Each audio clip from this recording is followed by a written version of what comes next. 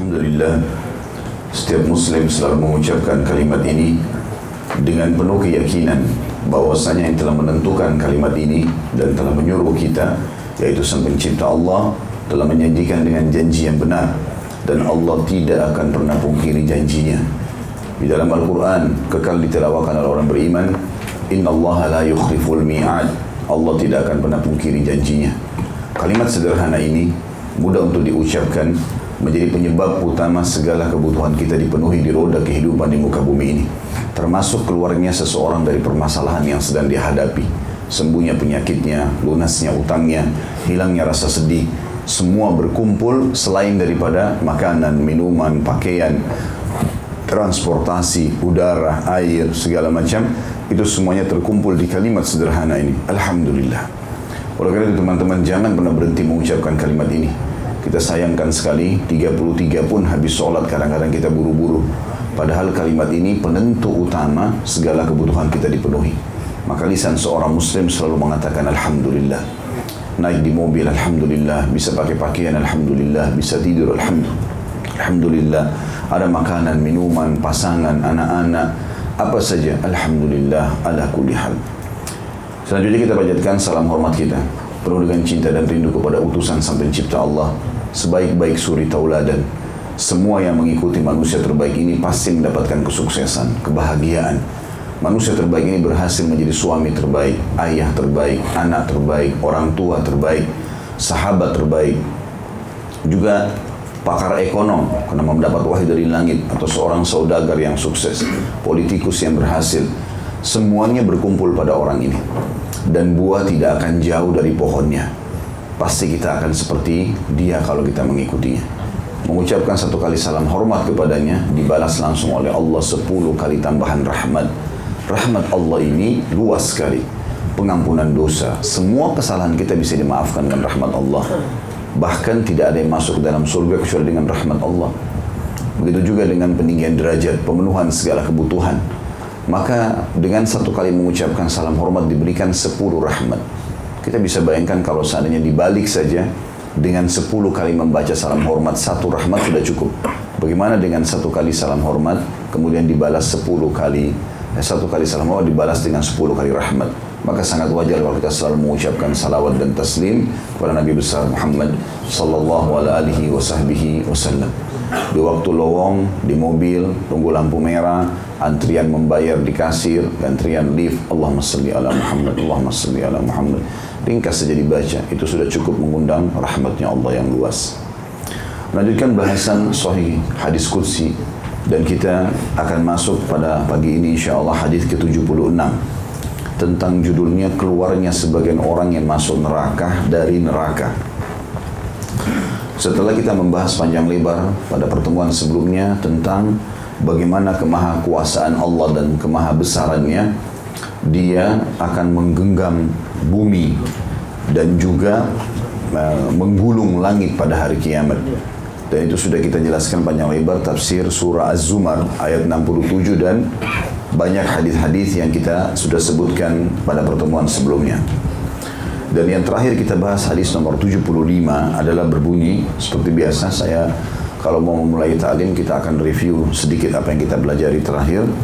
Adalah hadis Abdullah bin Umar radhiyallahu anhu bahwasanya dia menceritakan Rasulullah SAW bersabda, Allah Azza wa Jalla, Allah yang maha suci dan maha pemurah, menggenggam langit dan bumi dengan kedua tangannya seraya berfirman, akulah Allah. Dan Nabi SAW menggenggam jari-jarinya dan membukanya.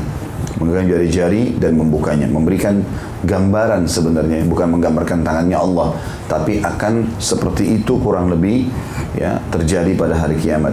Lalu Allah mengatakan, akulah raja, hingga aku melihat ke mimbar. Mimbar itu bergerak dari sesuatu yang paling bawah darinya, sehingga aku sungguh mengatakan apakah mimbar itu akan jatuh karena Rasulullah SAW. Dan hadis ini diriwayatkan oleh Imam Muslim, Ibnu Majah dan An-Nasai. Ya tentu ini sudah kita rincikan maksud-maksudnya ya. Bisa saja yang dimaksud adalah karena kuatnya genggaman tangan Nabi SAW dan inginnya menggambarkan bagaimana dahsyatnya goncangan pada hari kiamat itu. Karena langit dan bumi semua di genggaman Allah, maka goncanglah mimbar beliau sampai seakan-akan mau jatuh. Kita tidak kembali lagi ke rincian masalah itu, tapi kita mereview saja hadis terakhir. Kita akan masuk sekarang ke bahasan hadis nomor 76. Dan hadis ini teman-teman sebuah kemuliaan yang luar biasa. Dan ini rahmatnya Allah yang sangat luas. Karena siapapun yang pernah menjadi muslim, syahadat asyhadu an la ilaha illallah wa anna Muhammad Rasulullah, walaupun dia dasarnya belum sempat melakukan ibadah-ibadah, asal dia tidak membatalkan syahadat itu, tidak kafir, tidak murtad, tidak membangkang terhadap hukum-hukum Allah. Mungkin dia belum sholat, tapi dia tidak mengatakan sholat itu tidak ada, misalnya pembangkangan.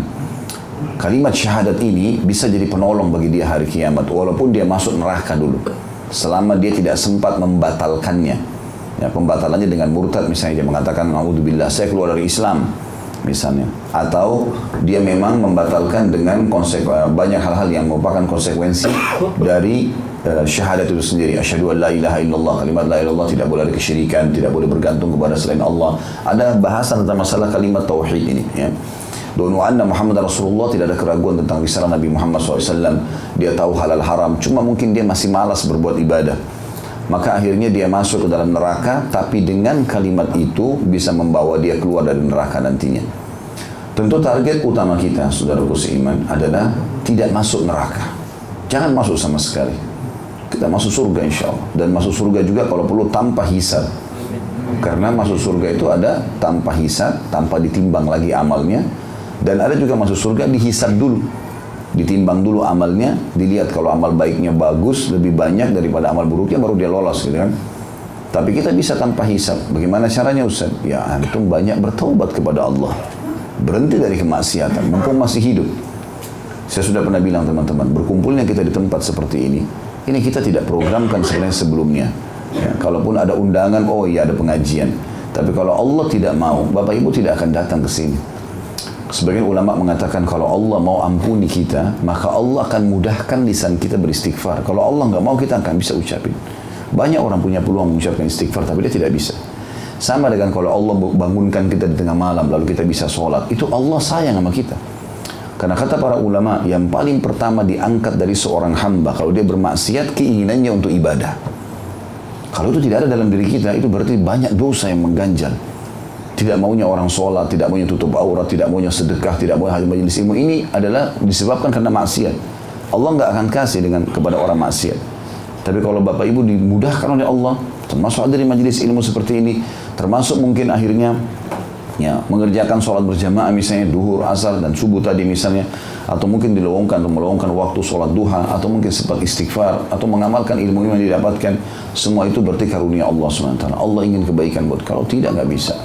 Jadi kita harus menyadari kalau memang dasarnya kalau Allah menginginkan kebaikan buat kita, maka berarti pasti Allah SWT akan mudahkan kita untuk melakukan kebaikan-kebaikan. Sebagaimana juga ada sebagian orang yang Allah inginkan kebaikan pada dia, sebaliknya. Kadang-kadang dia mau berbuat dosa, ada aja halangannya. Itu jangan disangka buruk, ya. Misalnya orang sudah janjian mau berzina, ada aja halangannya. Tiba-tiba hujan, tiba-tiba mobilnya mogok, tiba-tiba tidak jadi. Itu kuasa Allah SWT. Justru Allah inginkan kebaikan. Allah ingin dia tidak terjerumus pada perbuatan itu. Nabi Yusuf AS pada saat diajak berzina, itu sudah dikejar dan di dalam kamar berdua. Bahkan Allah SWT mengatakan, laqad hamma bihi wa hamma biha.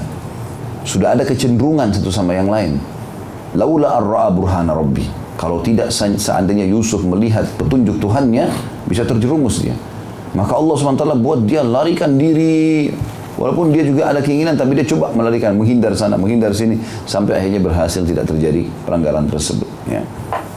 Maka teman-teman sekalian, termasuk karunia Allah SWT yang sangat besar adalah seseorang selamat dari perbuatan dosa dan juga bisa berbuat amal saleh. Karena ini nanti akan membawa kita pada surga.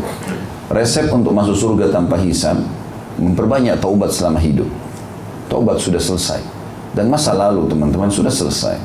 Kejahatan apapun yang pernah kita lakukan, taubat kepada Allah SWT. Sudah jangan diulangi lagi.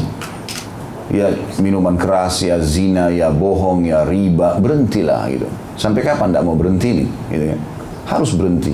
Dan cara untuk berhenti saya pernah katakan, baca ancamannya. Supaya Bapak Ibu tuh baca dengan ilmu. Misalnya masih terjerumus dalam riba, baca ancaman riba, ketik di Google, baca sendiri artikel. Wahyu itu bicara dengan hati. oh ternyata berat begini ya, lalu tinggalkan. Peringatan Allah sudah sampai. Gak ada yang susah kok. Asal kita mau. Memang ada prosesnya. Memang ada proses. Sekarang kita lapar. Gak mungkin kita bilang, ya Allah saya lapar, langsung tiba-tiba laparnya hilang. Sunnatullah ada proses. Kita cari makanan dulu, kita punya dulu, diproses di usus, barulah hilang laparnya gitu kan. Sama kita capek, prosesnya tidur dulu, duduk, istirahat, baru hilang. Gak spontanitas hilang. Sama dengan teman-teman meninggalkan kemaksiatan, ada proses, ada godaan, ada segala macam, teringat kenangan-kenangannya. Lawan, memang harus begitu. Ya. Allah subhanahu wa ta'ala menginginkan kita kembali ke jalannya. Dan juga saya pernah bilang teman-teman, jangan pernah wariskan keburukan kita kepada anak-anak. Kalau kita pernah hamil di luar nikah, jangan juga anak perempuan kita begitu. Ya, ibu-ibu, bapak-bapak juga begitu. Jangan pernah dulu pergaulan bebas, lalu mengatakan, tidak apa-apa, nak pacaran aja sana sini. Toh juga ayah sama ibumu dulu begitu, nanti juga nikah. Loh, kok wariskan keburukan? Belum bisa baca Quran sampai 40 tahun, 35 tahun. Anak-anak harus hafal Quran di umur 6 tahun. Panggilin guru ngaji di rumah. Tutup kesalahan kita dengan, kekurangan kita dengan anak-anak ini. Jangan malah sebaliknya. Anak-anak ini dijerumuskan pada hal yang sama gitu. Karena ini semua teman-teman ancamannya neraka, bukan main-main. Hukuman dari Allah subhanahu wa ta'ala dan penyesalan luar biasa gitu. Beruntunglah orang yang faham masalah ini kemudian dia berhati-hati. Kalau orang lalai, ini pasti, ini fakta, wahyu.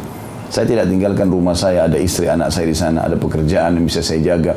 Bapak ibu juga begitu, kecuali karena kita ingin mendengarkan wahyu. Kita bukan datang sini untuk dongeng-dongeng nih. Cerita kosong, oh gini bapak ibu sekalian, terus bercanda. Enggak. Kita sedang membahas hukum Allah, yang harusnya ini bisa berbicara dengan hati manusia. Dan membawa pada perubahan. Kalau bapak ibu hadir di majelis ilmu tidak berubah, nggak ada gunanya. Majelis ilmu tujuannya untuk mengubah kita menjadi lebih baik dari yang sebelumnya. Kalau kita sudah baik, menjadi lebih baik lagi, gitu kan? Kalau kita salah, maka kita bertaubat, meninggalkan hijrah, meninggalkan keburukan. Dan untuk berubah menjadi orang baik, jangan setengah-setengah. Jangan di sini hijrah, yang sana enggak. Sholat udah mulai, tapi masih ini, tapi masih itu. Ya, enggak usah. Kenapa enggak hijrah sekaligus ini? Saya kadang-kadang sering dengar di pengajian begitu. Saya sih sudah begini Ustaz, tapi masih ini. Kenapa harus ada tapinya? Kenapa? Harus tegar. Hijrah sekalian jadi orang baik kan gitu. Kalau mau. Jadi sekaligus melebur di situ, sekaligus kita pelajari kebaikan itu, dan insya Allah dengan perjalanan waktu kita akan jauh lebih baik otomatis itu. Kalau masih ada yang kita buka sebagian pintu-pintu maksiat ini jadi sulit nanti. Nggak maksimal. Bapak Ibu tidak akan rasakan nikmatnya iman. Nanti tidak bisa tersentuh dengan baca Al-Quran, hanya menangis. Tidak bisa ingat surga dan neraka, tidak bisa mengingat alam barzakh. Kadang-kadang ada orang sudah mati hatinya. Gempa, orang dipenggal kepalanya depan matanya, orang ditabrak kereta api hancur, tidak tersentuh. Karena hatinya sudah keras kayak batu, kata Allah. Hati itu bisa lunak. Kata Nabi SAW, hati itu berkarat dan melunakkan, menghilangkan karatnya. Waktu sahabat mengatakan, apa ya Rasulullah? Kata Nabi SAW, dengan baca Al-Quran, kembali kepada ibadah. Tidak ada yang sulit kok. Baca Quran, sholat, tutup aurat, pergaulan yang baik, cari pendapatan halal. Sudah standar kok itu. Tinggal mau atau tidak. Biar banyak teman-teman, tapi kalau haram berbahaya. Pendapatan sebesar apapun, kalau haram jangan disentuh, bahaya. Ancamannya neraka. Dan untuk apa? Kapasitas kita makan 1 piring, tidur kita 1 kali 2 meter, baju kita pakai 2 lembar, 3 lembar sudah kepanasan. Sepatu yang kita pakai 1, kalau kita pakai double sepatu diketawain orang. Itu loh kapasitas kita. Tidak usah berlebihan, gitu kan. Pernah ada seseorang ibu di Kelapa Gading nanya sama saya, Ustaz, saya kalau tidak cicil rumah dengan cara riba, kapan saya punya rumah? Saya balik tanya, ibu kalau nggak punya rumah di dunia kenapa? Dia terdiam. Coba, ibu kalau nggak punya rumah kenapa? Kalau harus kontrak dulu kenapa? Mulia, cari rezeki halal baru beli. Kenapa? Apa yang kurang gitu? Gak ada sesuatu yang bermasalah sebenarnya. Kita yang punya persepsi salah. Oh, kalau saya tidak pakai mobil seperti ini, nanti orang nilai apa saya? Siapa yang mau nilai gitu loh? Biasa aja. Oh, ini mobilnya ya? Iya, alhamdulillah. Mobil ini sudah sekian tahun membantu saya ke banyak perusahaan saya. Membuat harus sombong gitu kan. Akhirnya mengikuti keinginan, nggak selesai-selesai. Dan masalahnya setiap hari ini dicatat oleh malaikat, dan ini ada hisab hari kiamat. Dan konsekuensinya neraka. Neraka itu abadi, tempat penyiksaan yang tidak bisa dibayangkan. Berat sekali. Kalau kita mau bahas masalah neraka ini panjang sekali teman-teman. Dan memang ada bahasan saya secara terinci. Bahkan kalau tidak salah per pasalnya itu saya bahas sampai 1 atau 2 jam. Itu di YouTube ada bahasan Rasulullah SAW cerita surga dan neraka. Bukunya kurang lebih seperti ini. Itu 30 sekian pasal masalah neraka. Makanannya, siksaannya, pakaiannya, macam-macam jenis-jenis siksaan yang ada di dalamnya itu. Jenis-jenis dosa yang membuat mereka dihukum. Dan itu abadi, penyesalan. Nggak bisa lagi, ya. Nggak bisa lagi diperbaikin kalau sudah meninggal. Mumpung pagi ini Allah hadirkan Bapak Ibu di sini, kupingnya dengar, hatinya bisa tersentuh, berubah. Kalau enggak, kapan lagi? Ya. Kapan lagi mau hijrah ini gitu? Dan hijrah nggak boleh setengah-setengah, harus menjadi orang baik sekaligus. Tentu insya Allah orang yang ada iman dalam hatinya bisa memahami masalah ini ya. Teman-teman sekalian, masuk surga tanpa hisab adalah sebuah karunia yang besar sekali. Banyak caranya, diantaranya tobat banyak dari dosa-dosa, sibukkan diri dengan amal saleh. Ya. Tentu tidak cukup taubat ya, tinggalkan zina selesai, enggak. Segera masuk di majelis ilmu, pelajari, ganti zina itu dengan nikah. Ya. Dulu kita tidak sholat, sekarang kita sholat. Dulu kita pelit, sekarang kita dermawan, dan seterusnya. Ubah kepada yang baik. Kemudian juga masuk dalamnya orang yang mati syahid. Karena Nabi SAW mengatakan orang mati syahid diampuni semua dosanya, kecuali utangnya. Ya. Berarti ini juga menyebabkan nanti timbangan amalnya sedikit atau bahkan bisa tidak ada, kecuali utang itu saja. Ya. Kemudian juga dalam hadis, kalau saya tidak salah hadis ini berbunyi, orang yang meninggal mati syahid di lautan diampuni dosanya walaupun utangnya. Kalau di air lebih besar lagi pahalanya. Gitu kan. Ini juga ada bab-bab sendiri dalam bab jihad ya. Seperti juga hadis Nabi SAW, orang yang terbunuh di antara kalian oleh ahli kitab, Yahudi atau Nasrani, dia dapat double pahala. Kalau kita dibunuh orang-orang Hindu, orang Buddha dalam medan perang, itu beda pahalanya dengan kalau ahli kitab. Kalau Yahudi atau Nasrani, kayak teman-teman kita di Palestina. Kenapa? Karena mereka tahu kita benar. Mereka tahu ini agama propetis, agama samawiyah ini. Tapi mereka bunuh kita dalam kebenaran. Kalau orang Hindu, Buddha tidak faham masalah itu. Tapi kalau orang-orang Nasrani, Yahudi tahu benar tentang benar Islam ini. Bahkan Allah Subhanahu wa taala menjelaskan tentang orang Yahudi, ya'rifunahu kama ya'rifuna abna'ahum. Mereka mengenal Nabi SAW sebagaimana mereka mengenal anak-anak mereka. Cirinya dirincikan semua dalam Taurat dan Injil. Kemudian juga masuk dalamnya adalah orang yang banyak cobaan. Jadi kalau teman-teman merasa, kenapa ya saya dari cobaan ke cobaan lagi? Itu karunia dari Allah. Hadapin saja. Ada banyak kaidahnya. Di antaranya hadis Nabi SAW, Allah tidak akan menguji seorang hamba di atas kemampuannya, di atas kapasitasnya. Kalau Allah datangkan cobaan, berarti kita mampu laluin itu. Dan dengan cobaan itu seperti kita dapat jalan pintas, teman-teman. Ada derajat di surga, kita harus jangkau dengan 100 tahun sholat malam, 100 tahun bakti sama orang tua, 100 tahun segala macam. Kita nggak mampu sampai di situ, karena umur kita Allah tentukan misalnya 60-70 tahun. Belum dilewatin masa kanak-kanak 15 tahun. Belum kelalaian-kelalaian. Allah datangkan penyakit 10 tahun. Toh dengan penyakit itu bisa makan tetap, bisa jalan tetap. Tapi ini penyakit kayak pengontrol buat dia. Saya pernah ketemu sama satu orang sudah sangat tua gitu. Mungkin 80-an umurnya, terus dia bilang, Ustaz saya ini kena diabetes dan saya begini dan begitu. Tapi subhanallah saya lihat orangnya jalan. Orangnya pakai baju datang di pengajian. Cuma ada batasan makanan yang tidak boleh. Ada obat yang dia minum. Sederhana kok. Tapi kalau dia sabar dengan itu, ada derajat di surga yang dia bisa dapatkan. Gitu kan? Mungkin pasangannya meninggal, mungkin anaknya meninggal, mungkin hartanya bangkrut, usahanya. Cobaan Allah SWT datangkan macam-macam. Tidak ada orang tidak dicoba, teman-teman.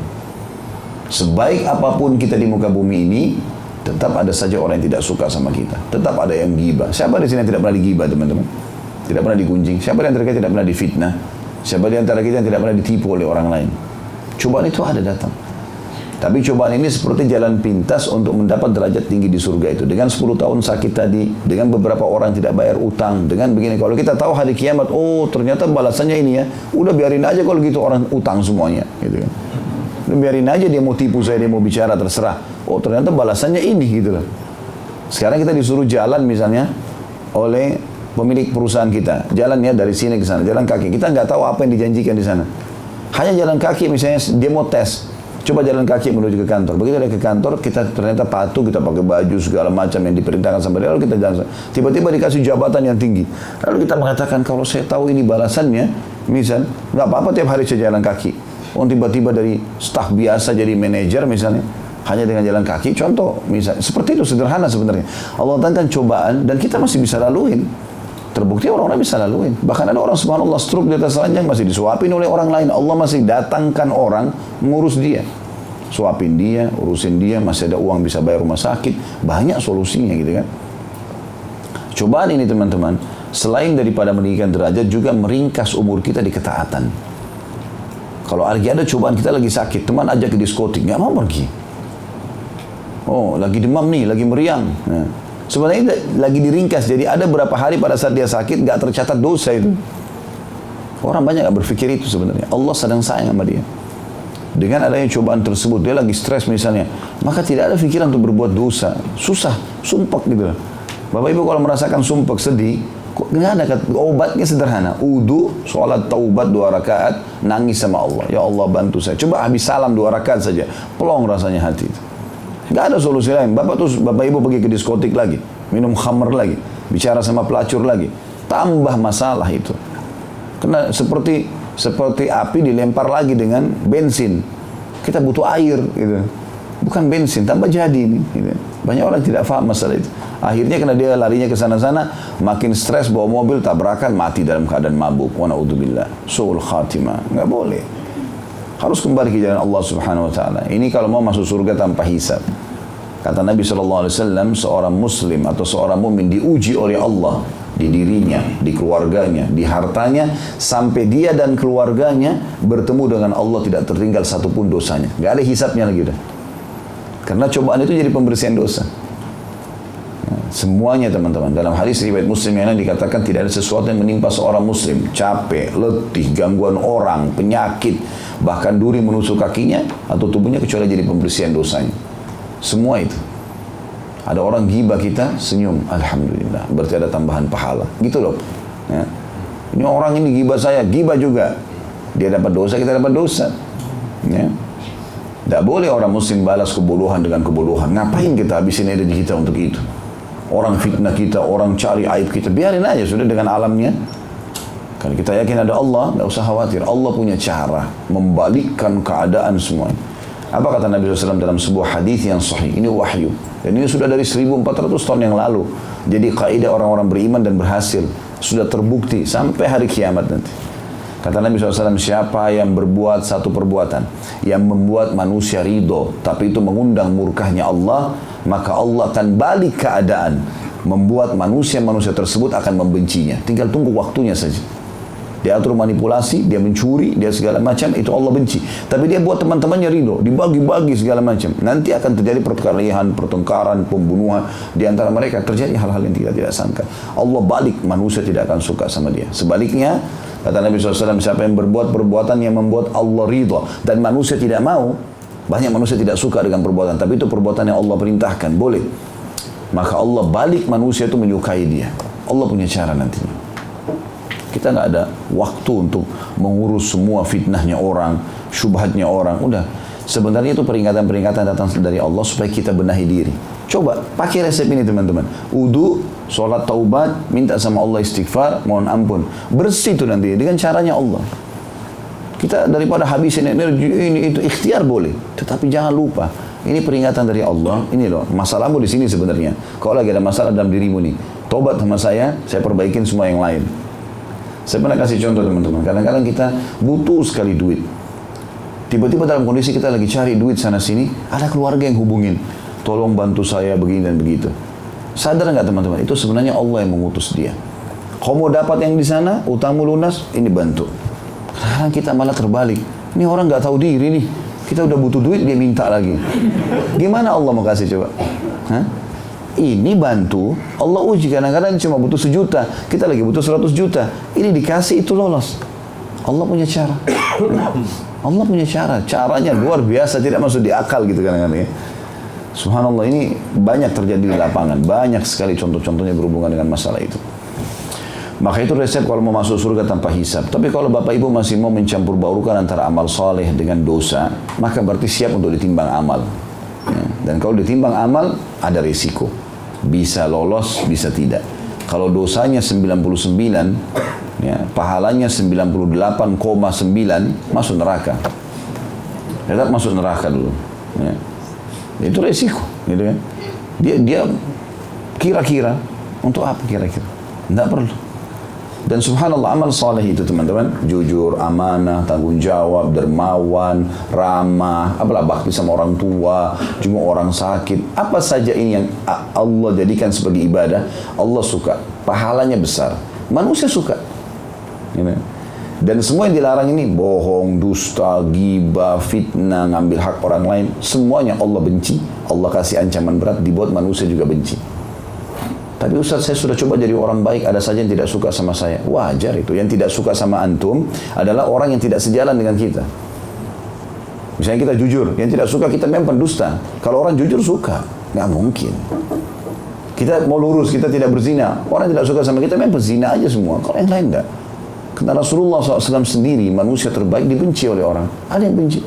Di tengah-tengah, di majelisnya beliau, dalam majelis duduk, itu ada orang munafik hadir. Hadirnya bukan untuk dengar pengajian, tidak. Duduk hanya untuk cari mana kosakatanya Nabi yang salah nih. Supaya diolok sama dia. Itu Allah jelaskan, dibuka dalam surah At-Taubah, dalam surah Al-Munafikun. Cirinya mereka begitu, suka sekali. Dia hadir, dia dengar, bukan untuk ambil ilmu. Tapi dia untuk mencari kesalahan.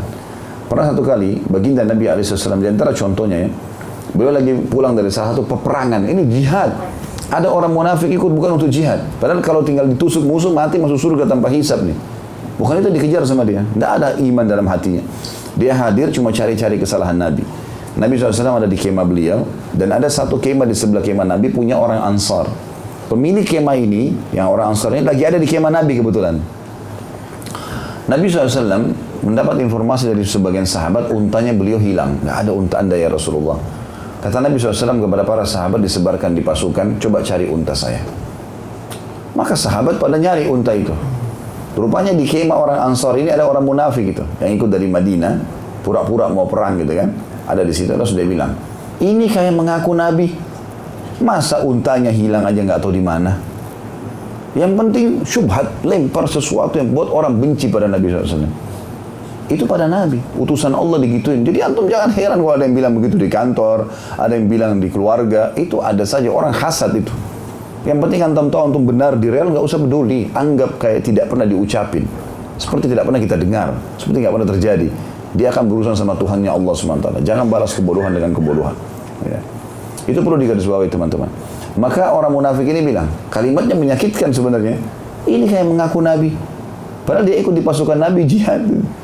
Sementara untanya aja hilang, dia nggak tahu. Subhanallah, Nabi lagi di kemahnya, turun wahyu langsung dari langit menjawab syubhahnya si munafik itu.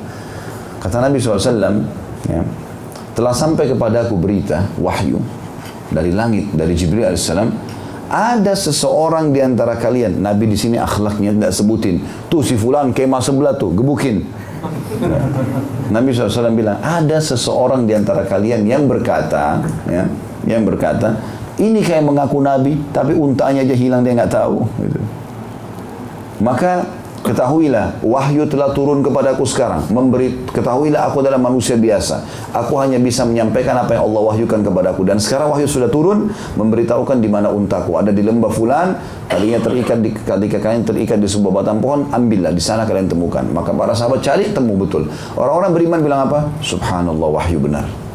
Ternyata untanya Nabi pun wahyu turun dari langit, beritakan, gitu kan. Tapi orang munafik enggak. Ya. Dikarang-karang semua sama dia, cari kesalahan Nabi SAW. Akhirnya, pemilik kemah yang tadi orang Ansar yang ada lagi di kemah Nabi ini, pulang ke kemahnya, lalu dia bilang sama teman-temannya di situ, ya, tadi ada sesuatu yang unik nih, kami tiba-tiba mendengar Nabi SAW mengatakan, kenapa ya, ada seseorang di antara kalian yang mengatakan, inikah mengaku Nabi, kemudian dia tidak tahu untanya di mana. Lalu Nabi SAW bilang, telah turun wahyu kepadaku sekarang, dan ketahui aku adalah manusia biasa, aku tidak akan sampaikan dan tidak tahu yang gaib kecuali yang Allah beritakan. Sekarang sudah ada turun wahyu, kalau untaku di lembah fulan, terikat di batang pohon seperti ini, tali kakangannya, carilah dan kami cari dan kami temukan. Maha suci Allah. Teman-temannya ada di kemah yang orang-orang beriman bilang, apakah kau tahu siapa yang Nabi maksudkan? Kata dia, tidak, ini orangnya. Ada di situ orang munafik yang ngomong, ini yang ngomong tadi nih. Maka pemilik kemah marah, digebukin, diusir dari kemahnya. Tapi subhanallah, Nabi hafal Quran. Semua Quran pasti dihafal oleh Nabi SAW. Terima wahyu dari langit, diampuni dosanya yang lalu dan akan datang. Manusia terbaik, pemimpin anak Adam hari kiamat, orang yang pertama masuk surga. Keutamaan Nabi SAW banyak sekali. Masih ada orang begini nih. Bahkan di rumah tangganya Nabi aja diganggu. Ya, rumah tangga Nabi dikatakan Aisyah selingkuh sama Safwan sampai 1 bulan isu itu bergejolak di Mekah, di Madinah. Itu luar biasa. Saya waktu baca kisah ifk itu bagaimana Aisyah lalu dianggap berzina sama Safwan, saya subhanallah, mudah-mudahan tidak terjadi, tapi kita bayangkan kalau pasangan kita diisukan begitu, tidur sama-sama. Bayangkan bagaimana kondisi kejiwaan Nabi SAW pada saat itu. Dan wahyu terputus sebulan, nggak ada wahyu turun. Biasanya kalau kejadian sesuatu, wahyu langsung turun. Nabi SAW ikhtiar ke sini, ikhtiar ke sana, kumpulin sahabat di masjid. Kenapa ya ada menyakiti aku di keluargaku, kata Nabi SAW.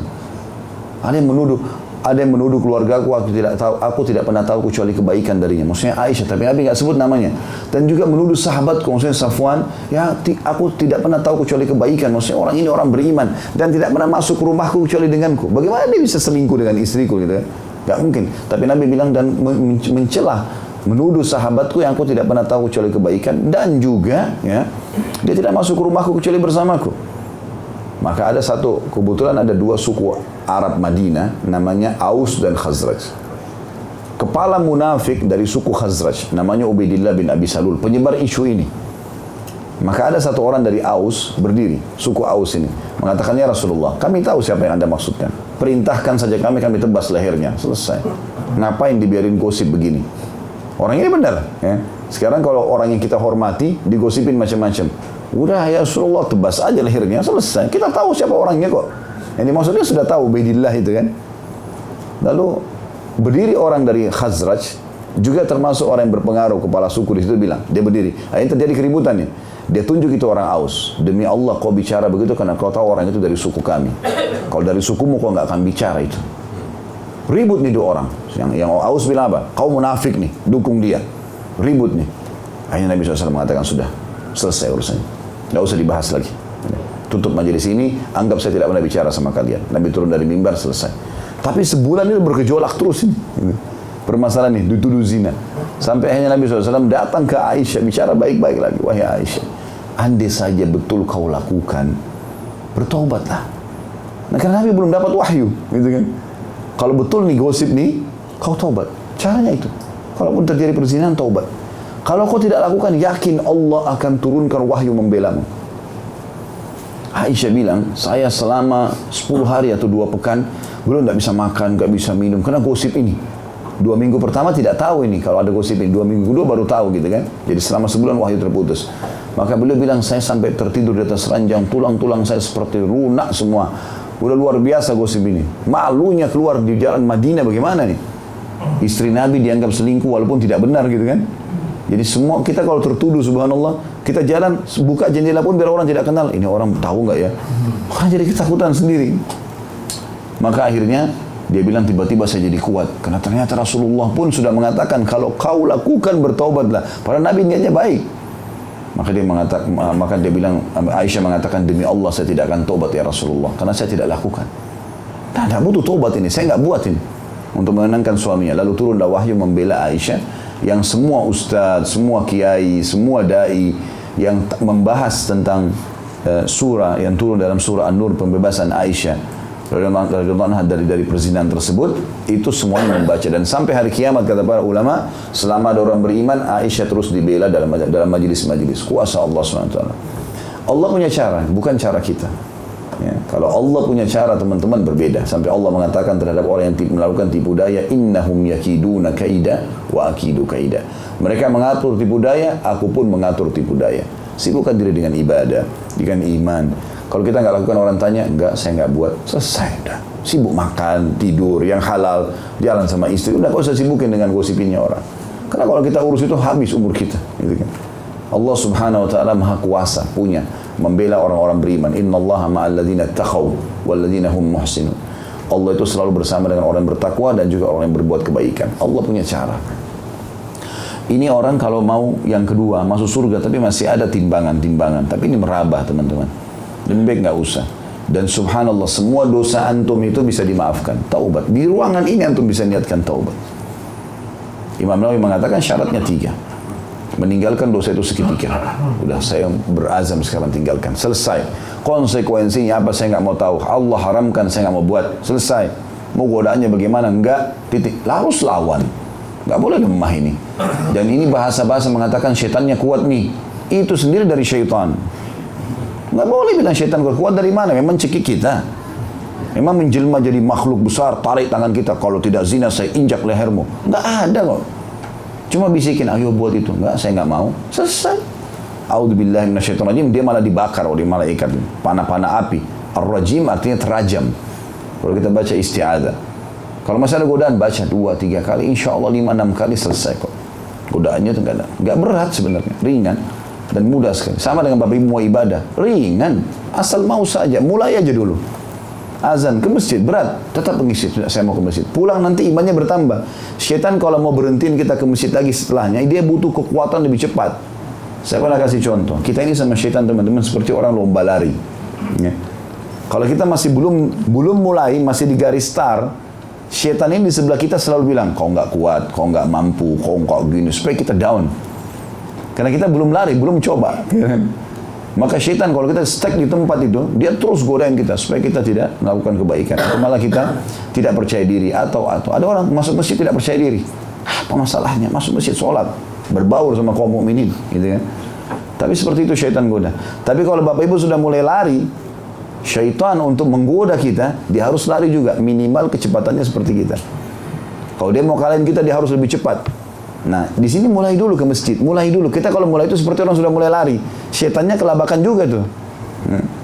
Mulai dulu teman-teman. Mulai dan terus tinggal istiqomah. Lari aja terus. Syaitan nggak bisa dah. Nanti kerepotan. Makanya orang kalau sudah beriman, ibadahnya sudah bagus, syaitan godain apapun, syaitan a'udzubillahi minasyaitonir rajim. Nggak bisa, dia nggak. Basic kan ada, tapi nggak bisa lagi mempengaruhi dia. Itu yang kedua tentang masuk surga, tapi dengan timbangan. Dan ini kita sarankan jangan, dan taubat nasuh. Kata Imam Nawawi, tinggalkan dosa itu seketika. Yang kedua, menyesali. Yang ketiga, janji sama Allah tidak akan mengulanginya. Antara Bapak Ibu sama Allah. Tidak perlu pamer sama orang. Antara kita sama Allah, berbicara dengan Tuhan kita sendiri. Kita punya doa, kita punya zikir, ya, kita punya sholat. Ya. Kemudian neraka juga begitu. Neraka ada orang yang masuk neraka tanpa hisab lagi. Ya. Itu orang kafir, munafik, musyrik. Sebanyak apapun amal solehnya nggak berguna. Nggak berguna. Mau dia bakti sama orang tuanya kah, mau dia sedekah banyak kah, selama dia meninggal dalam keadaan kafir nggak berguna. Dalam sebuah riwayat, kata Nabi SAW, Allah memudahkan kematian orang-orang kafir. Nah, orang-orang kafir untuk menghabiskan kebaikan-kebaikannya di dunia. Jadi misalnya dia bakti sama orang tua, maka Allah bukain dia rezeki, ada usahanya jalan, Allah habiskan balasannya di dunia. Dan pada saat dia mati pun, kata Nabi SAW, engkau akan melihat orang kafir matinya mudah, banyak yang mudah matinya. Gitu. Tapi engkau akan temukan orang mukmin sebaliknya. Terkadang engkau akan menemukan, kata Nabi SAW, di daerah keningnya keluar keringat. Itu justru untuk menghabiskan dosa-dosanya. Supaya dia meninggal dalam kondisi tidak membawa lagi dosa. Jadi ada orang kafir, nggak ada gunanya sama sekali amal baik mereka. Ada seorang dari Quraisy dulu, orangnya itu luar biasa, dermawan sekali. Saya pernah ceritakan kisah itu. Dan orang ini, Bapak Ibu sekalian, pasang api unggun depan rumahnya. Kalau kita sekarang pasang lampu kali ya. Isyarat. Dan dia iklanin di satu Mekah. Siapapun yang butuh makanan, butuh bantuan, mau tengah malam datang ke rumah saya. Isyaratnya depan rumah saya ada lampu, ada api unggun. Termasuk musafir, silakan. Jadi terkenal sekali. Dia kalau jalan pagi, bagi sana, bagi sini, senyum dengan orang, silaturahim dengan kerabatnya. Bagus sekali perbuatannya. Kata Aisyah, ya Rasulullah, si fulan ini siapa yang tidak kenal? Bagaimana dengan amalnya? Berguna nggak? Meninggal dalam keadaan kafir. Kata Nabi SAW, tidak bermanfaat bagi dia. Karena dia belum pernah beriman kepada Allah. Sebaik apapun. Jadi habis di situ. Ya. Ada juga orang yang masuk neraka tapi melalui hisab dulu. Nah ini usatul mu'minin. Orang-orang beriman tapi masih ada dosanya. Ditimbang tadi. Nah, tapi dosanya lebih banyak daripada amal solehnya. Ini tidak ada gunanya. Ya. Dan juga selama di dunia teman-teman, kalau maksiat kita lebih banyak daripada pahala kita, maka secara otomatis ibadahnya tidak akan khusyuk. Kalau Bapak Ibu ada yang sholat tidak khusyuk, masih sering menghayal, istighfar kepada Allah. Pengaruh dosa semua itu. Pengaruh dosa. Kalau dosanya insya Allah bersih, aman. Ya. Dengan izin Allah SWT. Saya pernah punya pengalaman teman-teman saya di subhanallah nasihat dari seorang teman, Dr. Muhammad Ruhaili. Beliau sekarang dosen di Madinah. Adiknya Dr. Sulaiman Ruhaili. Sangat dekat sama saya. Saya juga waktu masih mahasiswa dulu di kampus, sering diundang ke rumahnya. Dia sudah seperti adik kakak kadang-kadang. Sahabat dekat. Saya kalau ke Madinah sampai sekarang masih sering ketemu gitu. Dia waktu itu tingkat 2 kuliah, saya masih SMA, kelas 3. Waktu itu di Madinah. Ada satu pelajaran, sulit sekali saya baca. Padahal di Madinah teman-teman ya, Kami SMA di sana itu tidak ada perempuan, laki-laki semua. Enggak ada bioskop, enggak ada karaoke, enggak ada. Bapak Ibu yang pernah ke Madinah tahu sendiri. Hiburannya orang di Madinah kemana? Masjid Nabawi. Pergi ke masjid, masuk mall, musik enggak ada. Perempuan semua tutup aurat. Pernah enggak dengar musik di Mekah sama Madinah? Di pasarnya? Enggak ada, sama sekali. Jadi enggak bisa kita katakan celah dosa ini kecil sekali ya. Itu subhanallah, saya mau baca pelajaran ini dari pulang sekolah, besok mau ujian. Kok saya baca dari ba'da duhur, asar belum faham. Asar ke maghrib juga kok belum masuk-masuk nih. Ini ada apa masalah? Subhanallah, saya sempat telepon dia ke rumahnya. Waktu itu masih belum ada handphone kan. Itu di tahun 92 waktu itu. Saya masih kelas 3 SMA. Terus kemudian saya telepon dia, dia datang. Subhanallah, dia datang dan dia tradisinya kalau malam ujian, teman ini, dia duduk sama temannya satu, namanya Anwar. Orang ini orang Sudan. Dia cuma duduk, bawa satu buku tulis ringkasan apa yang dipelajari di kelas. Setengah jam mereka duduk. Poin ini, bab ini, isinya ini. Kesimpulannya 1, 2, gitu. Setengah jam pulang. Besok ujian cum laude semua. A+ hasil ujiannya. Cuma setengah jam, orang mahasiswa semua sibuk hafal sana, hafal sini, sampai begadang, nggak tidur, fotokopi sampai numpuk, gitu. Teman-teman mahasiswa tahu masalah itu. Kadang-kadang begitu, setengah mati luar biasa gitu. Ini orang kok santai benar, apa ini gitu. Saya bilang sama dia datang, kenapa Khalid? Saya mau belajar. Ini dari duhur, saya nggak paham nih materi ini gitu. Dia bilang tadi, dia tanya, dia bilang dari jam berapa? Dari habis duhur, jam 2 gitu, habis makan siang, saya sampai sekarang. Bilang, kamu sudah, mama saya ada wudhu, kebetulan di masjid kampus. Saya bilang ada. Coba berdiri sekarang, niatkan sholat taubat kepada Allah. Saya digituin sama dia waktu itu. Saya bukan mengatakan diri saya tidak ada dosa Bapak Ibu sekalian, tapi saya ceritakan lingkungan di Madinah itu luar biasa. Kami pun kalau pulang liburan di Indonesia, liburan silaturahim keluarga, balik lagi ke sana gitu. Tapi subhanallah, saya bilang baiklah, saya sholat hadap kiblat, saya sholat 2 rakaat, niatkan ini kalau ada dosa ya Allah, sholat taubat, duduk, sujud. 2 rakaat biasa saja. Habis sholat, saya kembali lagi. Subhanallah, mungkin 45 menit, setengah jam atau 40 menit, saya belajar sama dia, selesai 1 buku. Dan saya sudah paham, ini Khalid maksudnya ini, poinnya ini. Kalau kamu hafal dari sini, kata kuncinya, selesai. Besok juga lulusannya bagus nilainya. Oh, ternyata dosa ini punya kendala besar ini. Banyak hal yang kita tidak tahu ya. Itu dalam kondisi di Madinah nggak ada lawan jenis, nggak ada musik, nggak ada Masjid Nabawi. Tahu kalau SMA-nya di Indonesia ini, Allahu a'lam. Bersebelahan duduk sama lawan jenis, janjian bisa keluar, nggak pakai hijab, wah banyak sekali masalah. Ini jangan lagi dipelintir ya, saya cuma berbagi. Karena kadang-kadang ada saja potongan ceramah, nah ini hina Indonesia nih. La haula wala quwata illa billah. Bukan begitu maksudnya ya. Jadi ada orang subhanallah masuk neraka tapi dia hisab dulu. Nah ini berat juga. Seperti mirip dengan orang yang masuk surga tapi bisa dihisab. Ya. Cuma dia lebih banyak amal solehnya. Ini kalau masuk neraka dihisab tapi dosanya lebih banyak. Dan kita teman-teman tidak boleh menganggap remeh satu dosa. Karena dosa itu walaupun kecil menurut kita tapi mungkin besar bobotnya di sisi Allah. Kita nggak pernah tahu. Gitu.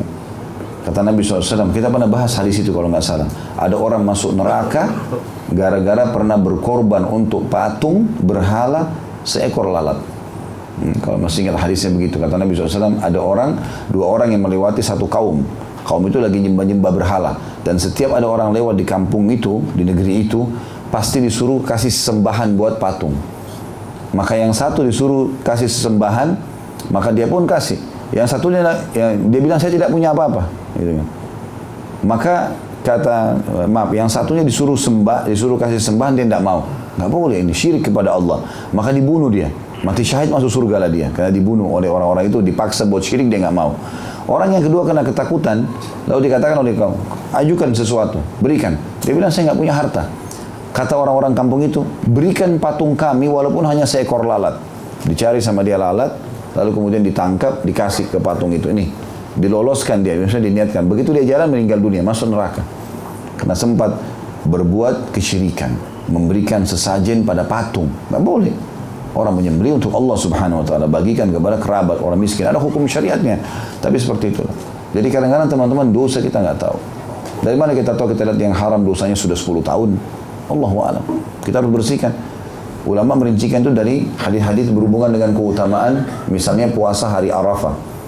Yang kata Nabi SAW, siapa yang lagi tidak haji ya, puasa hari Arafah bisa membersihkan dosa setahun yang lalu dan setahun akan datang. Ini kok luar biasa nih. Satu hari puasa, 365 hari yang lalu, 365 hari ke depan. Kata ulama, ini jangan kita cuma nilai dari satu sisi. Kita anggap, oh berarti dosa saya sudah bersih. Enggak, berarti ada sebuah pesan di situ. Kok bisa dengan puasa sehari, diampuni 2 tahun dosa? Berarti kadar dosa ini berat semua ini. Hitungannya juga tahun-tahunan mungkin. Mungkin kita dengan lihat satu yang cuplikan film yang haram, mungkin dosa kita 10 tahun. Maka dengan puasa Arafah, baru 1 tahun diampuni gitu loh. Itu yang harus difahami. Maka jangan anggap remeh dosa. Apa kata Nabi SAW? Banyak orang yang binasa karena menganggap remeh dosa-dosa kecil. Sesungguhnya perumpamaan orang yang melakukan dosa kecil itu, yang terus mengulang-ulanginya sampai membinasakannya, seperti satu kafilah. Ada satu orang lagi jalan, perjalanan gitu, terus kemudian mereka istirahat di sebuah tempat.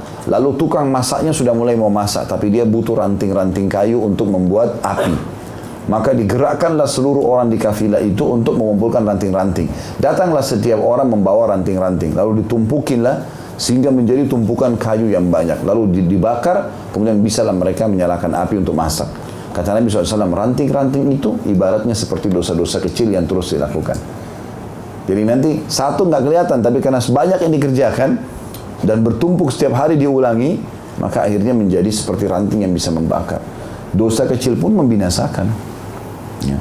Dosa itu seperti kotoran, teman-teman. Jadi kalau dia ada di badan kita nggak enak sebenarnya.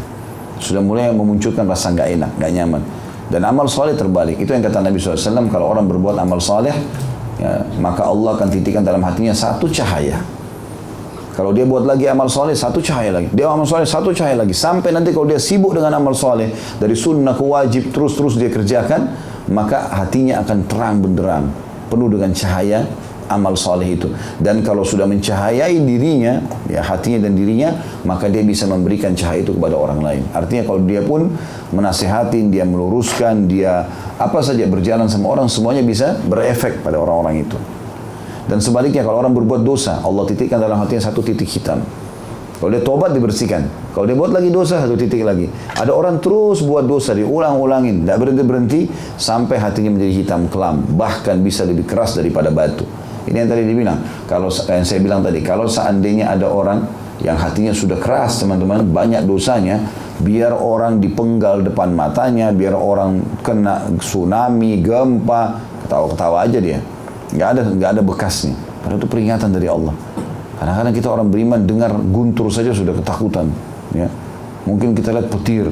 Mungkin kita ada orang subhanallah. Ada jemaah saya umrah sama saya itu hari tawaf nangis terus. Saya tanya, Pak, kenapa Bapak nangis? Dia tidak ngerti bahasa Arab. Saya pikir mungkin kalau dia dengar doanya orang di sebelah mungkin dia bisa ini enggak tahu Ustaz. Saya tiba-tiba lihat Ka'bah ini tersentuh nangis. Tuh tanda keimanan kalau saya melihatnya. Secara teori agama kami itu tanda keimanan. Allah Subhanahu wa taala lunakkan hatinya, mudah tersentuh. Lihat Ka'bah nangis, baca ayat nangis, ingat akhirat nangis. Ada orang tua yang belum dibakti, menyesal. Dia berusaha penuhi kekurangan-kekurangannya. Itu tanda keimanan. Termasuk taufiknya Allah Subhanahu wa taala adalah dimudahkan kita beramal saleh. Ya, seperti yang saya jelaskan tadi. Baik, kita akan jelaskan sekarang hadis ini. Ya, semoga Allah selamatkan kita dari neraka ini. Disebutkan keluarnya sebagian orang yang masuk neraka dari neraka. Hadis nomor 76 dengan sanad sahih dari Anas bin Malik radhiyallahu anhu bahwa Rasulullah SAW bersabda, "Yakhruju minan nari arba'un yu'raduna 'ala Allah azza wa jalla, fayamuru bihim ila an-nar, fayaltafitu ahaduhum fayaqul ay rabbi qad kuntu arju in akhrajtani minha alla tu'idani fiha, fayaqulu fala nu'iduka fiha." Artinya adalah akan keluar dari neraka nanti 4 golongan. Ya. Di sini bisa berarti golongan, bisa juga berarti 4 orang. Ya. Sebenarnya kalau dari bahasa Arabnya di sini, yakhruju minan nari arba'a, itu menandakan 4. Ya, 4 orang. Bisa di sini terjemahkan juga 4 golongan. Yang dihadapkan kepada Allah Azza wa Jalla. Jadi Allah suruh keluarkan mereka. Keluarkan nih 4 orang atau 4 golongan ini, hadapkan ke saya. Maka salah seorang dari mereka menoleh seraya berkata, "Wahai Rabbku, sesungguhnya aku berharap jika engkau mengeluarkanku darinya, maka aku berharap engkau tidak mengembalikanku lagi ke dalamnya. Maka Allah pun berfirman, aku tidak akan mengembalikanmu ke dalamnya. Diriwayatkan oleh Imam Ahmad. Riwayat ini juga didukung oleh riwayat-riwayat yang lain. Kata Nabi SAW akan dikeluarkan beberapa orang dari neraka nanti. Kemudian Allah pun bertanya padanya, entah siapa orang ini, hikmahnya apa Allah lakukan ini. Tapi yang jelas Allah SWT Allah tanya dua orang. Kamu yang pertama ditanya oleh Allah SWT, apa yang kau harapkan? Dia bilang, ya Allah, aku berharap walaupun aku masuk neraka, aku tidak rasakan lagi siksaannya. Maka Allah mengatakan, baiklah. Maka orang itu pun dilemparkan kembali ke api neraka, tapi dia tidak rasa siksa, cuma dalam neraka. Yang kedua ditanya oleh Allah, kamu mau apa? Dia bilang kalimat ini, ya Allah, aku tidak berharap lagi setelah engkau keluarkan aku dari neraka, engkau kembalikan aku. Dan aku ingin masuk ke dalam surga. Maka Allah pun memberinya. Ambil hikmah di sini teman-teman. Kalau minta sama Allah, minta yang baik-baik. Dan minta itu rahmat Allah global. Jangan hardik dan jangan mengatur Allah. Ya Allah, hidupkan saya sampai 65 tahun. Ya, misal. Ya Allah, panjangkan umur saya. Udah terserah Allah mau kasih berapa. Ya, Allah mau kasih 80, 120, terserah Allah. Gitu kan? Jangan bilang, ya Allah, kalau jangan karuniakan aku anak kecuali laki-laki semua. Loh, kalau Allah mau kasih anak perempuan gimana? Saya pernah cerita tentang guru kami, Dr. Ziyad Abbadi, beliau ahli hadis dari Jordan, pernah datang di Indonesia. Waktu Tabligh Akbar di Makassar, dia pernah bilang itu. Dia bilang salah satunya adalah wasiat-wasiat salaf ya, tentang beriman kepada Allah ini. Dia bilang, saya mau berbagi. Di awal Tabligh Akbar dia bilang, saya mau berbagi. Jangan hardik Allah dan jangan pernah menentukan kepada Allah gitu. Karena Allah lebih tahu gitu. Dia bilang contohnya saya dulu waktu pertama menikah, saya berdoa sama Allah, saya bilang, ya Allah, jangan engkau karuniakan aku kecuali anak laki-laki, karena saya anggap anak laki-laki ini kebanggaan. Subhanallah, dia bilang 5 kali istri saya hamil keguguran semua. Dan di OSG, itu anak perempuan semua. Allah kasih seperti dia minta. Dia maunya begitu, ya sudah. Gitu kan? Nanti kalau giliran sudah takdirnya anak laki-laki, baru lahir. Dia bilang, saya datang ke guru saya, gurunya kebetulan Syekh Albani. Beliau murid langsung Syekh Albani. Lalu dia katakan, Syekh, kejadian begini, doakan saya supaya Allah kasih saya anak. Dia bilang terus guru saya mengatakan, semoga Allah memberikan kau keturunan yang baik. Udah, mau laki-laki mau perempuan terserah, jangan dicampurin itu. Dia bilang, ya Allah, semoga engkau diberikan oleh Allah keturunan yang baik. Dia bilang, saya juga mulai saya itu berdoa, ya Allah berikan aku keturunan yang saleh dan saleh. Pokoknya laki-laki perempuan terserah. Maka dia bilang, subhanallah anak saya. Dan sekarang anaknya beliau, kalau saya tidak salah, kemarin saya kunjungi rumah beliau di Jordan waktu kami ke Palestina itu kalau nggak salah 6 atau 7 anaknya. Kalau ingat saya sempat makan waktu itu diundang di rumah beliau di musim dingin itu. Terus kemudian hidup dia ini, anak-anak saya ada anak laki-laki, ada anak perempuan. Jadi Allah SWT kasih sesuai dengan yang Allah inginkan. Itu jauh lebih baik. Ya Allah, kalau kau jangan kasih saya rumah kecuali di Brawijaya. Jangan. Karena mau dekat sama Pak Widi. Enggak, ya Allah berikan saya rumah yang nyaman. Ya, biarkan Allah yang pilih. Mungkin antum dikasih di Menteng, mungkin antum dikasih di mana, ya seperti itulah. Ada sebuah riwayat menjelaskan tentang Nabi Yusuf alaihissalam. Tapi ini bukan aib buat beliau, tapi ini pelajaran buat kita gitu. Nabi Yusuf alaihissalam pada saat diajak oleh tadi permaisuri itu zina, dia nggak mau, gitu kan? Maka pada saat dia lari ke pintu dibuka, suaminya si perempuan ini ada. Maka liciknya si perempuan ini langsung dia bahasakan, Al-Quran membahasakan itu. Apa hukumannya? Laki-laki yang mau ganggu istrimu. Loh, tadi dia yang ngajak orang zina, dibalik fakta sama dia. Gitu kan? Maka raja ini kebetulan bijak. Dia panggil penasehatnya, apa saranmu? Kita lihat, ya. Kalau Yusuf kau kenapa? Dia bilang ini perempuan yang tawarin diri kepada saya. Tanya permaisuri, nggak mungkin. Ini kamar saya, ini rumah saya. Dia yang masuk kok. Gimana? Maka orang bijak ini dengan hikmah Allah bilang, kita lihat bajunya Yusuf. Kalau sobek di depan, berarti Yusuf memang yang mau memerkosa. Karena dia coba menyerang, lalu disobek bajunya oleh permaisuri. Tapi kalau baju Yusuf robek dari belakang, berarti perempuan ini yang masalah nih. Dilihat baju Yusuf robek di belakang. Jadi pas mau arah pintu, perempuan ini karena sudah udah semangat 45, sudah gemes mungkin sama Yusuf. Ditarik bajunya sobek. Karena begitu Allah Al-Quran gambarkan kan, tarik sobek. Maka ditemukan, kata penasehat, memang ini strategi kalian nih, para kaum wanita. Kalau sudah mau sesuatu, harus segera. Jangan tersinggung ya, secara umum kita bicara, bukan secara individual. Maka akhirnya tersebar berita satu Mesir waktu itu, ini permaisuri mau zina sama anaknya sendiri, anak angkatnya. Gimana ini? Kata perempuan-perempuan itu, kami melihatnya dalam keadaan sesat nih. Maka dia untuk menghilangkan syubhat itu, dia undang seluruh wanita Mesir, semuanya di ruangan besar, auditorium kalau kita sekarang besar, di meja melingkar meja itu, gitu kan? Taruh di situ apel sama pisau yang tajam. Suruh Yusuf lewat habis itu. Ini saya undang kalian ya. Ya, sebentar lagi ada yang saya mau lihatkan di belakang kalian. Yusuf masuk. Al-Quran menceritakan Yusuf masuk. Begitu Yusuf masuk, perempuan-perempuan ini lagi pegang pisau sama apel. Salah potong. Bukan potong apel tapi potong tangan. Bapak-bapak sini sama saya, kita biar lewat depannya ibu-ibu, mana pernah ada orang potong tangan. Mustahil itu. Mungkin orang kundah minumnya barangkali. Ini lupa mana tangan, mana apel. Enggak mungkin. Dan Al-Quran menceritakan, mereka serentak mengatakan ini bukan manusia. Ini malaikat. Nabi Muhammad SAW sendiri waktu ketemu sama Yusuf di langit. Ya. Kalau saya salah Yusuf itu ditemui di langit ketiga atau langit keempat. Kalau Nabi SAW sedang mi'raj ke langit. Nabi sendiri Nabi mengatakan betul-betul Yusuf diberikan sepertiga gagahan dunia. Tidak ada orang lihat kecuali tertarik. Saking tampannya. Allahu a'lam bagaimana udah. Tapi semua bapak-bapak sini terima berita gembira. Kata Nabi SAW, siapa yang masuk surga, ya, wujudnya tingginya seperti Adam, 60 siku ke langit. Wajahnya seperti Yusuf. Dan hatinya seperti Ayub. Ayub alaihissalam sabar, nggak pernah marah, nggak pernah hardik, nggak pernah apa-apa. Baik terus, orang jahat sama dia disenyumin.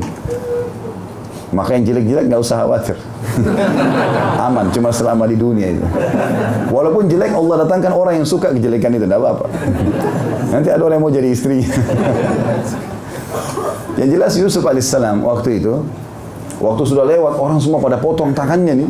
Semuanya dalam Al-Quran diceritakan, semua wanita itu entah berapa jumlahnya potong tangan semua. Mereka mengatakan, hasya lillah, maha ada illa malakun karim. Ini luar biasa, ini bukan manusia ini. Maha ada bashar, in hada illa malakun karim. Ini bukan manusia, tapi ini malaikat. Gitu. Akhirnya si permaisurinya gunakan tuh, memang itu tujuan dia. Fadzalikunna alladzi lumtunnani fi. Itulah yang kalian salahkan saya. Kalian baru lihat sekali sudah potong tangan. Saya tiap hari lihat orang. Mana coba godaannya? Baru lihat sekali potong tangan. Saya tiap hari lihat anak ini. Gimana saya tidak tergoda? Kalau dia tidak mau buat apa yang saya suruh, bayangkan dia masih kejar. Kalau dia tidak mau buat apa yang saya suruh, maka saya penjarakan dia. Jadi tetap harus zina sama saya nih. Di depan masa nih, diiklanin luar biasa. Al-Quran menggambarkan. Coba teman-teman kembali ke surah Yusuf, baca itu. Maka akhirnya Yusuf mengatakan, waktu dikasih pilihan, zina atau penjara. Karena ibu permaisurinya bilang, kalau dia tidak mau buat apa yang saya lakukan, berarti dia harus zina. Kalau nggak mau masuk penjara. Berarti pilihannya cuma zina atau penjara. Yusuf bilang waktu itu, wahai Tuhanku, penjara lebih aku sukai. Daripada zina, ya penjara aja. Gitu kan. Maka Yusuf alaihissalam masuk penjara. Sekian tahun di penjara. Lama. Gitu kan. Khilaf di antara ahli sejarah tentang masalah berapa tahunnya gitu kan, banyak riwayat. Yang jelas sekian lama di penjara. Satu kali Jibril AS datang lalu berkata, Yusuf tanya, hai Jibril, kenapa Allah biarkan saya lama di penjara ini? Kata Jibril, yang minta penjara siapa? Kan yang minta penjara kamu. Kamu kan bilang penjara lebih saya sukai. Mestinya jangan minta itu. Yang baik kamu minta. Minta misalnya apalah ya. Terus dari Allah misalnya, ya Allah selamatkan saya dari fitnahnya perempuan-perempuan ini. Berikan saya kedudukan. Itulah. Ya. Nabi Sulaiman alaihissalam sebaliknya. Nabi Sulaiman pernah lagi main-main sama kuda-kudanya, gitu kan, kuda-kuda kerajaan, sampai lupa sholat asar. Dalam hadis Bukhari begitu. Jadi sampai terbenam matahari, baru dia ingat, oh ternyata, ya, apa namanya, ini kurang ini, ini belum sholat asar. Maka sebagai balasannya, ya, disembeli kuda-kuda itu di jalan Allah. Diberikanlah ya makanan-makanan kepada orang-orang gitu loh. Jadi ini yang membuat saya lalai, maka diselesaikan sama dia. Udah nggak ada lagi main-main kuda mulai hari ini. Gara-gara itu saya lupa sholat gitu. Tapi apa kata Sulaiman AS waktu itu, kalimatnya apa? Ya Allah, karuniakanlah aku. Dengan cara dia tadi bertobat ini karena salah ini, dia bilang karuniakan aku kerajaan tidak layak untuk orang sebelumku dan sesudahku. Jadi teman-teman, biar kita punya banyak dosa sebelumnya, Jangan burukkan diri kita. Ya Allah, sekarang saya tobat, luaskan rezekiku, panjangkan umurku, berikan aku keturunan. Jangan bilang, ya Allah, sebagai pembersihan dosaku, sengsarakan saja saya, susahkan hidup saya, ya. Biarin sebagai pembersihan dosa. Allah memberikan sesuatu dengan kata permintaan. Orderan antum apa ini? Orang yang baik. Mirip orang minta jodoh, ya Allah karuniakan saya jodoh yang baik, yang saleh. Udah, siapa yang datang itu urusan Allah. Ya Allah, harus keturunan Jawa, orangnya gagah, ya, kaya raya, S3, ya. Ditentukan. Gimana caranya? Kalau di lingkungan kita tidak ada itu, ya tidak datang-datang. Karena Allah nanti akan datangkan sesuai dengan yang permintaan kita. Gitu kan? Minta global, jangan atur Allah. Ya Allah berikan, ya Allah berikan. Alhamdulillah, kami bersyukur, gitu loh. Bisa ditangkap kan pesannya nih? Ya? Baik.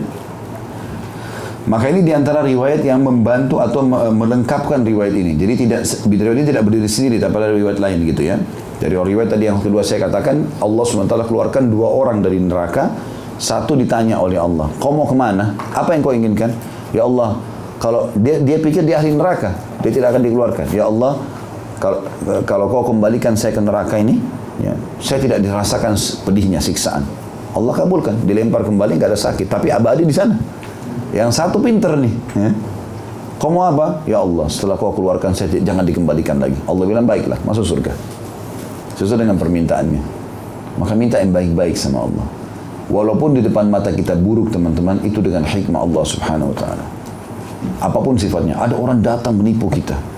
Hikmah Allah SWT ada di situ. Mungkin ada uang haram yang antum Allah tidak mau kita makan. Allah biarkan dia yang makan. Dengan cara uang itu diambil sama dia.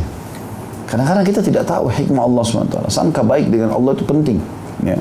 Maka membuat kita tenang. Allah maha melihat, maha mengetahui, maha mengawasi. Sifat-sifat Allah banyak. Itu yang berhubungan dengan masalah bahasan hadis nomor 76. Selanjutnya adalah hadis nomor 77. Kita masuk ke pertanyaan tentang kenikmatan pada hari kiamat. Nikmat Allah teman-teman luas sekali. Di antaranya kesehatan, kekuatan, ya. Apalah pasangan hidup. Teman-teman harus peka melihat itu ya. Bisanya kita menggerakkan jari-jari ini, mengangkat gelas untuk minum, bisanya kita ngobrol sama orang, bisanya kita melihat sesuatu, bisa kita mendengar. Ini nikmatnya Allah luar biasa gitu. Saya nggak bisa bayangkan teman-teman kalau kuping kita tuli, kita nggak bisa dengar apa yang orang bilang. Atau lisan kita bisu, naudzubillah, nggak bisa kita ucapin apa yang kita inginkan. Atau mata kita buta, nggak bisa kita lihat warna apa yang di depan kita. Orang ini mau baik atau mau jahat sama kita. Ya. Atau banyak sekali. Kaki kita yang bisa melangkah, tangan kita nggak bisa menjama, nggak bisa berfungsi kemaluan kita, dan segala macam hal. Bahkan kadang-kadang teman-teman yang kita anggap buruk pun, sebenarnya itu kebaikan buat kita. Contoh misalnya, kalau kita buang air besar, buang air kecil, kebelet, mungkin bagi kita buruk itu ya. Tapi sebenarnya baik, karena dengan begitu kotoran keluar dari tubuh kita. Kebelet itu Allah yang buat supaya keluarkan. Ini bahaya. Kotoran yang sebusuk itu kalau tinggal di perut merusak semua organ tubuhmu ini. Allah buat kita kebelet. Mesti kita bersyukur kepada Allah bisa begitu. Ada orang nggak bisa keluar angin, masuk rumah sakit. Ada orang yang sesak nafas, masuk rumah sakit, harus bayar tabung oksigen dan segala macam hal. Nikmat Allah melimpah. Allah nggak memberikan kita nikmat-nikmat ini saudaraku seiman kecuali untuk digunakan di dalam ketaatan kepadanya, dan ini akan diminta pertanggungjawaban hari kiamat. Mirip kita dikasih fasilitas kantor dan kantor akan tanya, kamu pakai kemana aja mobil nih? Tadi saya kasih uang ini petty cash-nya ini dipakai apa saja? Ini itu segala macam ditanya, gitu kan? Wajar itu di manusia. Itu juga dengan Allah SWT. Ini semua nikmat Allah akan tanya. Umur kita di mana kita habiskan, harta dari mana kita dapat dan kemana kita keluarkan, segala macam hal. Itu akan kita bahas pada bab ini ya, pertanyaan tentang kenikmatan pada hari kiamat. Tentu kalau kita bisa kita gunakan di atas ketaatan Allah, maka bersyukurlah. Kita dapat kenikmatan itu, kita juga dapat balasan pahalanya. Tapi kalau kita salah gunakan, maka akan ada konsekuensi pertanggungjawaban. Hadis ini sahih, urutan nomor 77 dari bahasan kita dalam buku ini, diriwayatkan oleh Imam Tirmidzi. Dari Abu Hurairah radhiyallahu anhu, dia menuturkan Rasulullah SAW bersabda, Inna awwala ma yus'alu anhu yawmal qiyamah, ya'ni al-'abd minan na'im, ay yuqalu lahu alam nusihha laka jismaka wa nurwiyaka minal ma'il barid. Sesungguhnya awal mula perkara yang ditanyakan pada hari kiamat kepada seorang hamba yang sedang dihisab sama Allah, ya, ialah tentang kenikmatan. Allah ingatkan dulu kenikmatan-kenikmatannya. Seperti kita kalau kerja di kantor, atasan kita bilang, kan sudah saya siapin mobil, sudah saya kasih gaji, sudah saya siapin komputer, kenapa kok selalu telat? Tapi kenikmatan dulu disebutkan, kenikmatan. Dan di antara kenikmatan itu akan ditanya kepadanya, bukankah kami sudah menyehatkan badanmu dan memberimu minum air dari air yang segar atau air yang dingin? Hadis ini riwayat Tirmidzi. Ini teman-teman tentu hadis sekali lagi tidak berdiri sendiri sebagaimana beberapa hadis yang lain, tapi ada banyak hadis yang mendukungnya atau bahkan yang merincikan lebih jauh. Di sini adalah salah satu hal yang ditanya tentang masalah kesehatan. Teman-teman, subhanallah, walaupun yang diuji oleh Allah SWT penyakit, kalau kita rentet dari awal kita bayi sampai umur kita sekarang, kita akan temukan tetap masa sehat lebih banyak daripada masa sakit. Nah, dalam setahun saja bisa dihitung jari kita sakit. 365 hari Allah Subhanahu wa taala buat kita sehat. Ada orang Masya Allah 2 tahun tidak pernah flu, tidak pernah demam. Setelah tahun ketiga baru kena, itu pun cuma seminggu. Ujiannya Allah SWT lebih ringan. Ada orang akhir hidupnya dicoba dengan penyakit 10 tahun, tapi dia sudah 50 tahun nikmat. Dulu makan macam-macam, minum macam-macam, segala macam. Sekarang Allah coba. Jadi memang kesehatan itu lebih banyak. Dan sakit Allah datangkan, fungsinya bisa jadi pembersihan dosa bagi orang beriman, bisa juga menjadi pelajaran. Karena dengan sakit kita jadi tahu besarnya nikmat kesehatan itu. Ya. Grafik cobaan juga datang itu, ya, Allah SWT datangkan biasanya karena memang orang itu tidak bisa menilai nikmat yang sedang ada. Ya. Ada orang begitu, selalu kufur nikmat. Semuanya dianggap tidak baik. Istrinya, suaminya, anaknya, rumahnya, mobilnya, semuanya ini dianggap, cuman itu. Begini, marah sana, marah sini. Saya kadang-kadang kalau lihat ada orang kerjanya cuma marah-marah, apa manfaatnya? Hidupnya apa gitu? Apa yang antum marahin ini gitu? Kadang-kadang istri cuma telat bawa minuman, marah. Kenapa marahin? Mobil telat dicuci oleh supir, marah. Ini sedikit marah. Lampu merah aja orang telat jalan di depan, klakson, wow. Apa ini? Kenapa? Kenapa harus emosional ini? Makanya ubanan semua. Maaf yang sudah ubanan. Ada kadang-kadang anak masih muda sudah ubanan, emosional. Apa manfaatnya nih? Semuanya marah. Ada orang sampai marah sama dirinya sendiri. Dia salah pakai sepatu nggak bisa masuk, goblok. Dia marahin sendiri dirinya, kenapa? Karena kebiasaan emosional. Islam melarang itu. Tenang aja teman-teman sekalian, tenang. Ya. Ada seorang sahabat namanya Ahnaf bin Qais radhiyallahu anhu. Orang ini kalau datang, sebelum dia ngomong sama orang biarin ngomong duluan. Setelah selesai baru dia jawab dengan sangat tenang. Dan dia jawab sesuai dengan yang dibutuhkan. Orangnya santun. Kalau mau jalan, orang mau lewat diberikan duluan. Silakan. Tidak pernah punya masalah sama orang. Kadang-kadang kita kalau mau keluar jalan, ada yang mau, wow. Nah, siapa yang duluan? Klakson. Wah, benar mata. Inilah. Marah-marah. Kenapa ini? Maka Ahnaf bin Qais bijaksana sekali. Dia kalau mau mau jalan, orang jalan, dibiarin sama dia. Udah silakan jalan. Dia biarin aja, selesai. Kan tidak ribut lagi kan. Tunggu sebentar berapa detik. Kadang-kadang ada saya lihat orang, saya kalau keluar pergi pengajian naik motor, balap-balap, klakson orang, sudah kenal potnya, ribut, ganggu orang. Sudah gitu, orang kasih jalan nih, karena orang terpaksa, orang semua ada yang mengalah sama dia jalan. Subhanallah, kami yang jalan pelan, santai, biasa gitu kan, ketemu juga sama di lampu merah. Sama aja. Kalau dia tadi lebih cepat mungkin. Sama aja gitu, kadang-kadang ada polisi depan dia lagi ditangkap. Yang lainnya pada lolos. Kenapa harus punya masalah sama orang? Ahnaf bin Qais radhiyallahu anhu begitu. Dia kalau mau ngomong sama orang dibiarin dulu. Ada yang mau disampaikan, orang dengar dulu. Dia dengar selesai. Kalau enggak ya sudah. Kalau orang itu tidak mau ngomong atau orang lagi bertanya, dijawab sama dia. Itu pun salah satu kebijaksanaan dia.